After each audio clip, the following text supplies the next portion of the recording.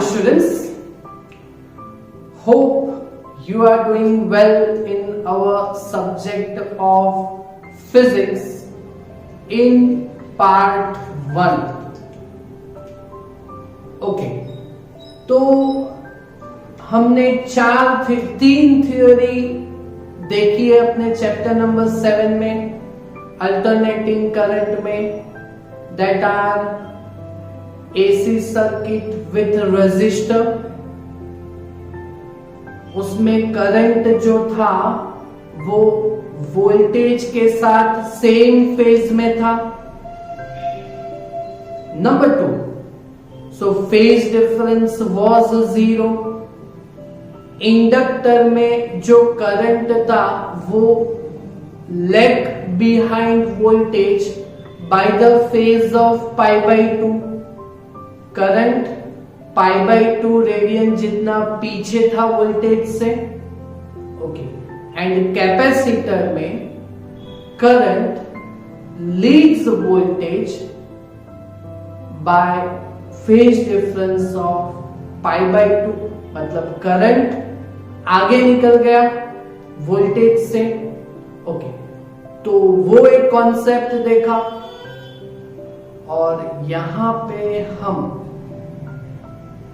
अपना next topic that is 4 mark LCR series AC circuit का concept हम समझेंगे. मतलब जो 3 इंडिविजुअल कंपोनेंट्स देखे हमने एसी सर्किट के लिए, इन तीनों को हम कंबाइन करेंगे. LCR, inductor, capacitor and resistor. Okay, तो पहले हम वो सर्किट कैसा है वो देख लेते हैं कि रेजिस्टर R, इंडक्टर L और कैपेसिटर C जो सीक्वेंस में पढ़े हमने, है ना, उसी के हिसाब से 3 रख दी.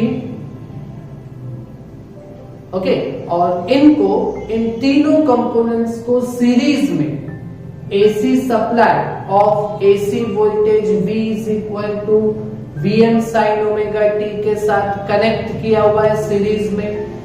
ओके, तो ये सर्किट अपना हो गया LCR series AC circuit. Okay, और यहां पे ये कंपोनेंट सीरीज में, तो सब में से करंट तो सेम जाएगा. करंट तो तीन में से एक ही लाइन में है, तो current passing through each component is same. But यहां पे वोल्टेज का डिस्ट्रीब्यूशन होगा. तो हमने टोटल वोल्टेज दिए हुए हैं V और उसका distribution along 2 ends of resistor पे VR. 2 एंड्स ऑफ इंडक्टर पे वोल्टेज VL और 2 एंड ऑफ कैपेसिटर पे ये होगा VC. ओके, तो ये हो गया. ओके, तो यहां पे हम ये V इज इक्वल टू का इक्वेशन क्या बनेगा. ओके, तो रेजिस्टर के 2 एंड के बीच जो पोटेंशियल रहेगा दैट इज IL. ओके, यहां पे VL, तो इंडक्टर के 2 एंड्स के बीच potential EMF, that is chapter number 6, induce EMF in inductor, that is L di/dt. और प्लस कैपेसिटर में 2 एंड के बीच वोल्टेज, तो फॉर कैपेसिटर हमने देखा था Q is equal to CV, तो V is equal to Q by C. तो V is equal to Q by C, that is equation of voltage distribution हो गया ये. ओके, और यहां पे current that is also given by I is equal to Im sin omega t. But उसके साथ हम फेज डिफरेंस ऐड कर देते हैं, दैट इज +5. ओके, तो यहां पे एक statement where phi is phase difference between current and voltage. जब रेजिस्टर होता है तो उसमें ये phase difference I and V same phase में होता है, वो देखा है ना थियोरी में हमने। ओके, तो उसके लिए फेज डिफरेंस 0 रेडियन रहेगा। इंडक्टर में करंट लैग था वोल्टेज से। ओके, तो फेज डिफरेंस -π/2 रेडियन रहेगा। और कैपेसिटर में करंट लीड था वोल्टेज से, तो वो phi is equal to +π/2 radian होगा। Clear? Okay, so this is the information about LCR, series AC circuit. Okay, अभी हम डिस्कस करेंगे उसके phasors of voltage and current. Okay, तो जो अब तक हमने यहाँ पे जो क्रेस्ट एंड थ्रो के फॉर्म से यहाँ पे फेजर्स दिखाए थे, wave form, but now here we will go through the straight line phasors, वो भी देखे थे हमने। okay. तो यहाँ पे फेजर्स को हम X axis and Y axis से डिस्ट्रीब्यूट करके जाएंगे। Okay, so that is origin O, this is X axis, this is Y axis. Okay, अभी देखिए यहां पे क्या होगा, वोल्टेज एंड करंट। ओके, इसमें से सीरीज सर्किट है तो करंट तो सब में सेम रहेगा। ओके, तो पहले हम करंट को दिखा देते हैं। ओके, तो करंट को ऐसे दिखा दिया, दैट इज करंट I, और उसका जो फेज है वो मैक्सिमम वैल्यू Im। ओके, और उसका जो एंगल है वो that is omega t plus phi, यहां पे दिखा सकते हो। ओके, चलो omega t plus phi। Fine, अभी क्या करेंगे हम, अभी क्या करेंगे हम, 3 वोल्टेज है हमारे पास, that is VR, VL and VC। Okay, तो वोल्टेज और करंट के बीच रेजिस्टर में फेज कितना होता है, 0। ओके, तो VR उसका जो फेजर होगा वो no phase difference, so V and I का जो लाइन रहेगा वो सेम एक्सिस पे रहेगा। ओके, तो यहां पे VR, ओके, तो ये हो गया हमारा VR, वोल्टेज का फेजर हमने दिखा दिया रेजिस्टर के लिए।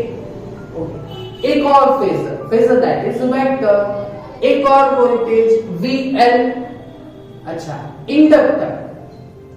इंडक्टर में जो वोल्टेज है, इंडक्टर में करंट लैग होता है, मतलब करंट बिहाइंड होता है वोल्टेज से, तो वोल्टेज आगे होगा करंट से। अच्छा, तो वोल्टेज कितना आगे होगा, π/2। ये थोड़ा उल्टा है ना, देखिए वोल्टेज और रेजिस्टर में voltage and current same phase में होता है, तो करंट की लाइन पे ये दिखा दिया।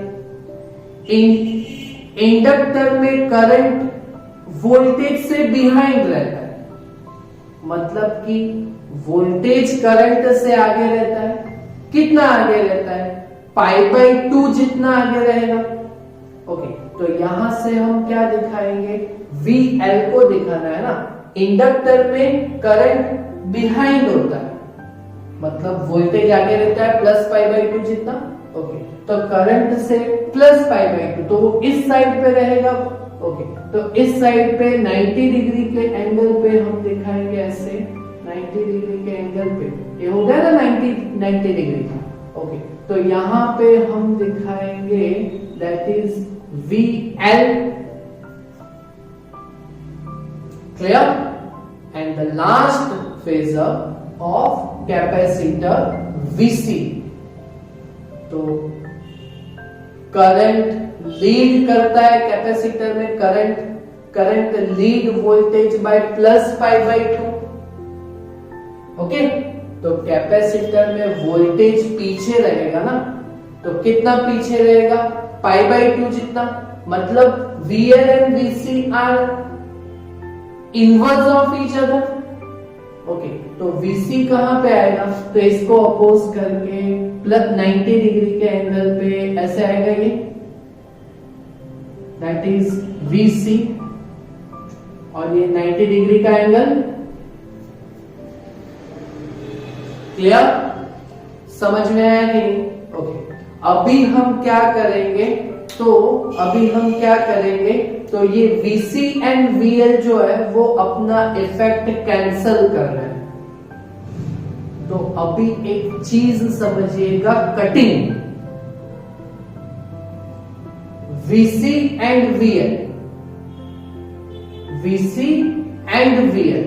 ओके, तो हम क्या करते हैं, इस साइड पे आ जाते हैं, तो ये VL को हम अगर ऐसे इस साइड पे रखते हैं, ओके, तो VC एंड VL का एक कैंसल्स देयर इफेक्ट, क्योंकि ऑपोजिट है। ओके, तो यहां से यहां तक का हम एक फेजर ड्रॉ करते हैं, इतना। ओके, तो ये जो फेजर रहेगा वो along the direction of capacitor, that is VC, but इसका इफेक्ट कैंसल कर रहा है, तो ये क्या बनेगा, VC माइनस VL जितना ये वैल्यू रहेगा। ओके, और यहां से हम क्या करेंगे, पाइथागोरस लॉ यूज करते हैं, तो वो राइट एंगल ट्रायंगल के लिए, तो ये एक वेक्टर हो गया, ये एक वेक्टर हो गया, तो यहां से यहां तक का ये हाइपोटेनियस बनेगा, तो ये वोल्टेज का वैल्यू है, ये वोल्टेज का वैल्यू है, तो ये जो होगा वो वोल्टेज का वैल्यू रहेगा, मैग्नीट्यूड देगा ये। ओके, और यहां पे नॉर्मल के साथ जो एंगल बना है that is called phase difference phi. Clear ना? तो यहां पे हमारे पास 3 फिजिकल क्वांटिटी है, that is VR, VL and VC। तो इनके equation according to Ohm's law क्या होंगे, तो here VR is equal to, according to the Ohm's law, IL, VL is equal to, according to the Ohm's law, I into resistor की जगह पे reactance आएगा inductor वाला, तो वो रिएक्टेंस था XL, that is omega L। okay, and VC is equal to क्या होगा, तो that is I into reactance, capacitive reactance XC। ये भी हमने समझा है according to the Ohm's law. Okay, तो यहां पे हम पाइथागोरस लॉ को यूज करेंगे। ओके, तो फॉर ट्रायंगल, ओके, तो फॉर ट्रायंगल, अच्छा ये ट्रायंगल का तो हमने यहाँ पे नाम दिया ही नहीं, तो ये ट्रायंगल का कुछ चलो नाम दे देते हैं ना। अच्छा, कौन सा नाम देते हैं, ये A, O और ये B। ओके, तो for triangle, right angle triangle AOB, चलो पाइथागोरस लॉ यूज करते हैं, तो Pythagoras law that is hypotenuse square, that is V square, that is equal to one side square plus other side square, that is VR square plus VC minus VL whole square. ये दोनों side VR और VC minus VL का VR square plus VC minus VL square, ऐसे होगा ये।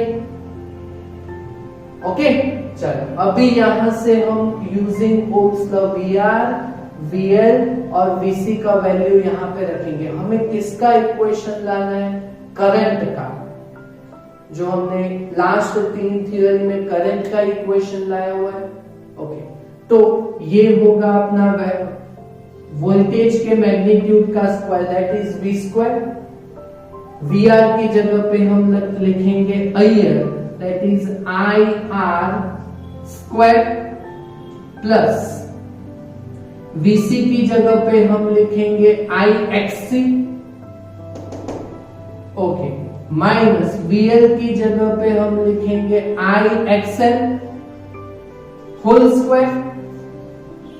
Okay, चलो, तो V square is equal, okay, यहां पे आई स्क्वायर आएगा, यहां पे भी आई अगर कॉमन लेते हैं तो स्क्वायर के बाहर आएगा, तो ये आई स्क्वायर बनेगा। ओके, तो आई स्क्वायर हम यहां से कॉमन ले लेते हैं, आई स्क्वायर, तो ब्रैकेट में हमें क्या मिलेगा, that is R square plus XC minus XL whole square, यही मिलेगा हमें, यही मिलेगा ना। ओके, तो इस इक्वेशन से हम करंट का इक्वेशन बनाना है। करंट का इक्वेशन बनाना है तो पहले आई स्क्वायर को सब्जेक्ट बनाते हैं।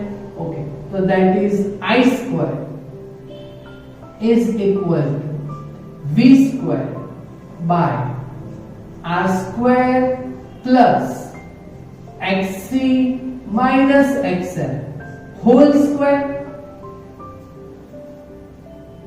ये पूरा डिब्बा नीचे आ गया। ओके, तो यहां से क्या होगा, यहां से क्या होगा, तो करंट का इक्वेशन बनाना है, तो that is current I is equal to given by, current I is given by I is equal to we,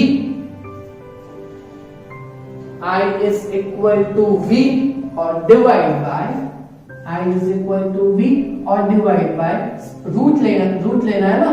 okay, तो इसका root that is root of R square plus XC minus XL whole square.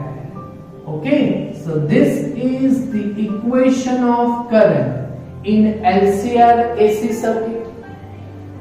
यही तो किया था कि according to the Ohm's law, ये अगर only resistor होता तो I is equal to V by R आता, बराबर है। ओके, ओनली इंडक्टर होता तो I is equal to V by XL आता, और ओनली कैपेसिटर होता तो I is equal to V by XC होता। तो ये तीन का according to the Pythagoras law से ये आया। ओके, तो यहां पे जो ये डिवाइड है ना, जो रेजिस्टेंस की जगह पे पूरा आया हुआ है, तो इसको हम बोलेंगे impedance, impedance Z modulus Z। Okay, तो हियर एक new physical quantity that is impedance. Okay, modulus of Z, impedance के लिए Z सिंबल करेंगे। ओके, तो here root of R square plus XC minus XL whole square, ये जो value है उसको हम क्या बोलेंगे, impedance, modulus of Z, that is impedance.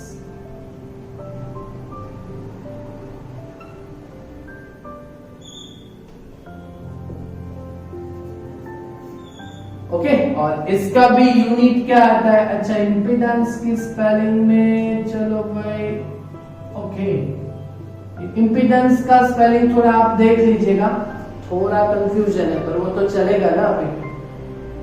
हाँ, तो ये इंपीडेंस होगा। अरे अच्छा हो गया, एक मिनट।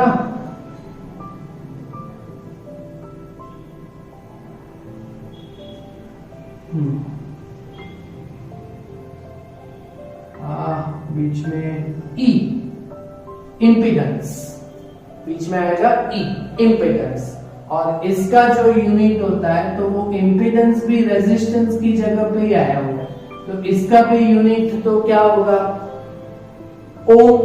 ओके, तो for LCR series AC circuit current का इक्वेशन क्या बनेगा, that is I is equal to V by modulus of Z।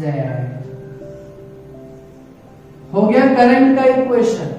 Okay, और दूसरा कि यहाँ पे हमें फेज डायरेक्ट मालूम था करंट और वोल्टेज के बीच का, पर यहाँ पे तीन कॉम्बिनेशन में आए तो हमें यहाँ पे phase that is angle direction हमें मालूम नहीं है। तो ओके, तो उसका इक्वेशन अगर हमें वापस करना तो now phase difference that is phi between current I and voltage V is given by। अच्छा, तो यहाँ पे डायरेक्शन अगर हमें फाइंड करना हो एंगल, तो यहाँ पे है ये ट्रायंगल में फाई, तो tan phi का डेफिनेशन यूज करते हैं। तो tan phi that is equal to, बोलिए tan phi is equal to क्या बनेगा, opposite side by adjacent side. opposite side that is VC minus VL or divide by adjacent side that is VR, VC minus VL divide by VR। Okay, चलो तो tan phi is equal to, चलो वापस value रखो VC VL और VR की according to the Ohm's law, I XC minus I XL divide by I R. Okay, तो देखो I cancel हो जाएगा ऊपर से।